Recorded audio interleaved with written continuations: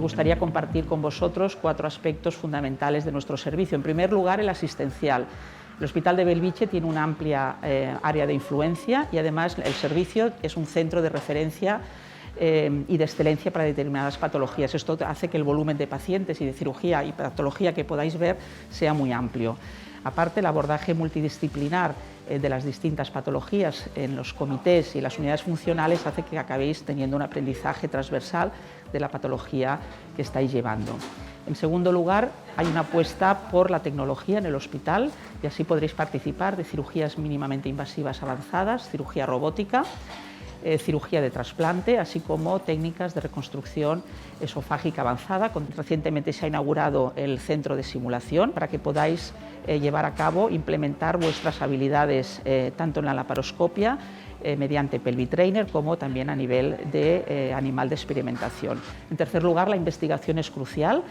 Tenemos dentro del recinto hospitalario el Instituto de Investigación Biomédica, así como la unidad docente de la universidad, y esto podrá facilitar que os podáis unir a proyectos de investigación, distintos estudios, y también empezar con vuestro proyecto de tesis doctoral.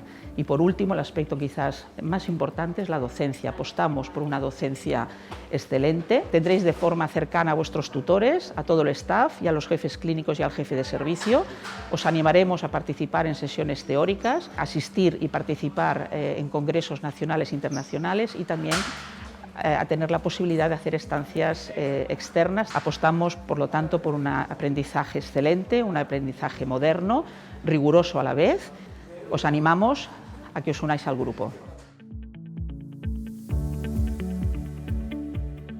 La residencia son 5 años, somos 20 residentes. Actualmente la relación entre residentes es bastante buena. Tanto los residentes grandes como los residentes pequeños somos bastante cercanos. No todo es el hospital y nosotros lo hemos vivido así, pero realmente es tu familia. Estás 5 años aquí, pasas mucho tiempo en el hospital y la verdad que es fundamental. Otra cosa y otro aspecto fundamental de la residencia yo considero que es la motivación. Y creo que actualmente los 20 residentes estamos bastante motivados. Es un hospital bastante docente, tenemos 4 tutores con una relación bastante cercana y en general con todos los adjuntos en cada una de las unidades.